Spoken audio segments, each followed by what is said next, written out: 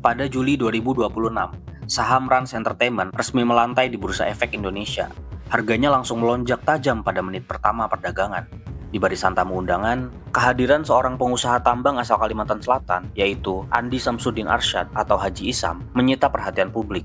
Ia ikut menekan tombol seremoni pembukaan, berdiri berdampingan dengan bos besar Adaro, yakni Garibaldi Thohir. Mundur ke 3 bulan sebelumnya, muncul sebuah kabar besar yang sempat beredar di publik. Presiden Prabowo menawarkan kursi Menteri Pemuda dan Olahraga kepada Raffi Ahmad, seorang selebriti kondang, pendiri Rans Entertainment sekaligus utusan khusus Presiden.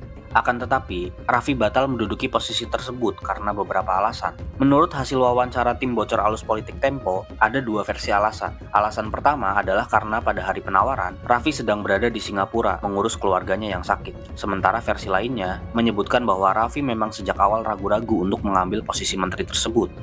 Beberapa peristiwa ini menegaskan satu kenyataan yang jelas, bahwa Raffi Ahmad kini memegang akses eksklusif ke dalam lingkaran kekuasaan, yang biasanya didominasi oleh pejabat tinggi negara dan konglomerat papan atas. Fakta ini memunculkan pertanyaan yang menarik. Bagaimana satu publik figur bisa menangani berbagai peran strategis dalam waktu yang bersamaan? Dia bahkan memegang kepercayaan untuk menyampaikan pesan pergantian pejabat. Selain itu, dia juga mendapat tawaran kursi komisaris BUMN dari petinggi dan antara. Kita akan membahas relasi-relasi politik Raffi Ahmad di video ini. Tapi sebagai disclaimer, saya sama sekali tidak bermaksud untuk menyudutkan suatu pihak tertentu. Dan semua informasi yang akan saya sampaikan, sebagian besar bersumber dari podcast Bocor Alus Politik Tempo. Jadi mohon bijak dalam menyerap informasi dan menyimpulkan isi video ini. Raffi Ahmad lahir dan besar di Bandung. Seperti banyak anak muda lain di kotanya, dia sempat mencoba peruntungan di dunia hiburan sejak remaja. Bedanya, Raffi langsung menemukan panggungnya. Pada awal tahun 2000-an, wajahnya muncul di mana-mana, lewat sinetron dan acara TV lain yang tayang hampir setiap hari. Salah satu titik penting dalam karirnya ada di program Dahsyat, tayangan musik RCTI yang sangat legendaris. Di sanalah dia sering berbagi panggung dengan almarhum Olga Syahputra dan Luna Maya. Haji Isam yang belakangan muncul di kehidupan Raffi lewat jalur bisnis, ternyata sudah mengenal Raffi sejak era itu.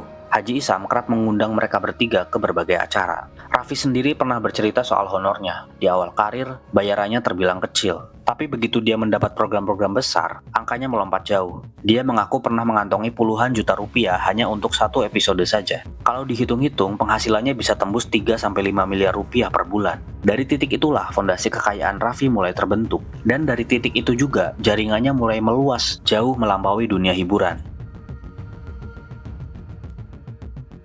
Menurut penelusuran tim Bocor Alus Politik Tempo, ada 4 narasumber yang membenarkan satu cerita yang sama. 2 diantaranya adalah pejabat negara aktif, dan 2 lainnya merupakan mantan pejabat perusahaan plat merah. Mereka menceritakan sebuah pertemuan di sebuah restoran di kawasan Gunawarman, Jakarta Selatan. Di tempat itu, Raffi mengundang seorang kepala lembaga negara yang tidak disebutkan namanya.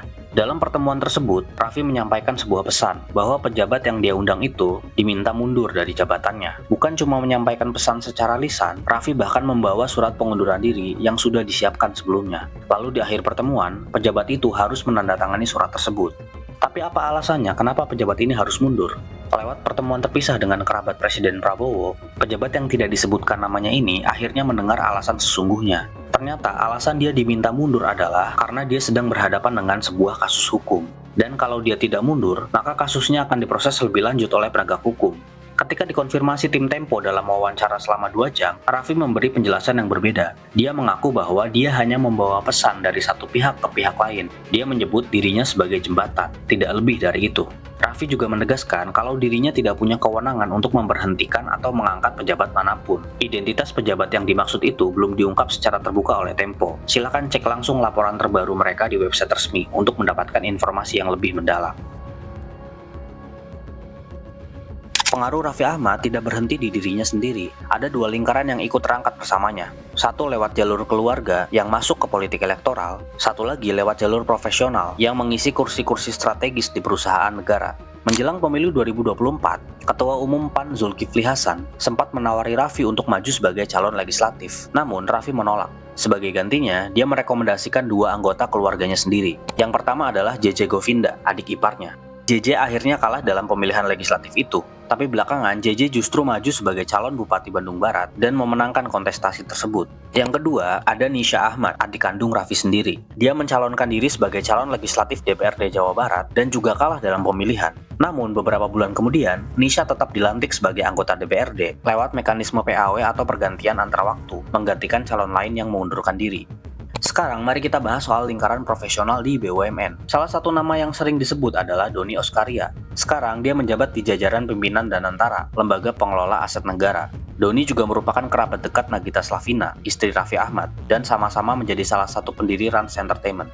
Selain Doni, ada beberapa nama lain yang dekat dengan Raffi dan belakangan mengisi posisi strategis di perusahaan plat merah. Ada Mufli Budi Ananda, asisten pribadi Raffi, yang duduk sebagai komisaris di anak usaha Krakatau Steel. Lalu ada Baritamin, adik ipar Raffi, yang menjadi komisaris independen di Sarinah. Kemudian ada Tubagus Vicky Cikara Satari, yang juga kerabat Raffi, sempat menjabat sebagai direktur utama TVRI. Salah satu cerita paling tajam datang dari seorang mantan direktur utama BUMN kelas 1. Tak lama setelah dia lengser dari jabatannya, dia ditelepon oleh Raffi Ahmad. Raffi menyampaikan tawaran untuk menjadi komisaris utama di sebuah BUMN kelas 2 atas nama Doni Oskaria yang saat itu sudah berada di Danantara. Namun mantan pejabat ini menolak tawaran itu. Alasannya sederhana, karena posisi itu dianggap turun kelas dibanding jabatan dia sebelumnya. Ketika dikonfirmasi, Doni Oskaria menjawab secara tertulis. Dia menjelaskan bahwa proses rekrutmen komisaris dan direksi BUMN dilakukan lewat mekanisme resmi bernama talent scouting atau pencarian bakat. Calon-calon akan diperingkat berdasarkan rekam jejak dan kompetensi mereka. Doni juga membantah bahwa dia pernah memerintahkan atau melibatkan Raffi dalam proses tersebut. Di sisi lain, Raffi sendiri juga membantah tuduhan bahwa dirinya berperan sebagai calo jabatan di BUMN. Dia mengakui bahwa dia memang dekat dengan banyak pejabat, tapi menegaskan bahwa kerabat-kerabatnya yang duduk di posisi strategis itu lolos murni lewat kompetensi masing-masing. Hal ini menjadi pertanyaan yang menggantung. Kalau memang perekrutannya mengedepankan kompetensi, lantas kenapa asisten Raffi bisa ditunjuk, padahal tidak memiliki pengalaman ataupun kompetensi di bidang tersebut? Sekarang mari kita bahas kekayaan Raffi Ahmad. Benarkah dia terlibat kasus pencucian uang seperti yang dituduhkan kepadanya? Menariknya, pengakuan Raffi soal sumber kekayaannya justru muncul dari arah yang tidak terduga. Momen itu terjadi ketika salah satu pewawancara bertanya soal cancel culture, fenomena di mana publik menolak sejumlah artis dan influencer yang dulu mendukung pasangan Prabowo Gibran. Di situ, Raffi menjelaskan panjang lebar. Dia bilang honornya dulu kecil, lalu melompat drastis begitu mendapatkan program-program besar. Sampai akhirnya dia menyebut angka 3-5 miliar rupiah per bulan. Kemudian, lompatan besar lain terjadi ketika MTech membeli saham Rans Entertainment sekitar 17% dengan nilai 248 miliar rupiah pada tahun 2021. Investasi ini menjadi salah satu fondasi utama yang sering disebut Raffi ketika membantah isu-isu soal kekayaannya. Dan isu itu memang ada. Pada awal 2024, organisasi bernama National Corruption Watch menuding Raffi Ahmad menampung aliran dana hasil korupsi melalui perusahaannya dan juga puluhan rekening pribadinya. Organisasi ini juga meminta aparat penegak hukum untuk segera memeriksa Raffi. Namun, Raffi membantah keras tuduhan tersebut sembari didampingi oleh kuasa hukumnya, yaitu Hotman Paris. Dia menegaskan bahwa kekayaannya murni berasal dari 25 tahun karirnya sebagai artis, ditambah dengan bisnisnya di Rans Entertainment. Sampai sekarang, tuduhan pencucian uang itu tidak pernah diperiksa secara resmi.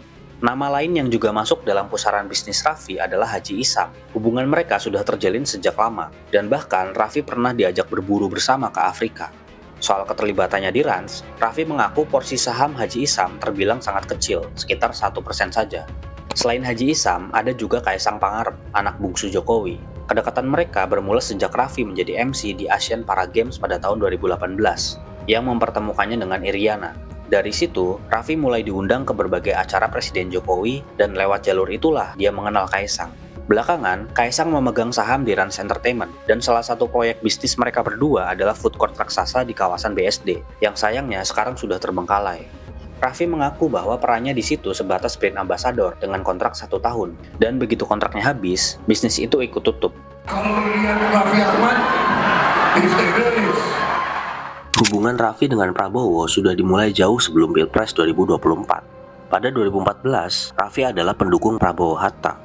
Lalu 2 tahun berikutnya saat Pilkada DKI Jakarta 2016, dia mendukung pasangan Anies Sandi yang diusung partainya Prabowo, yaitu Gerindra. Namun perjalanannya berbelok. Pada tahun 2019, dia mendukung pasangan Jokowi Ma'ruf karena kedekatannya dengan keluarga Jokowi.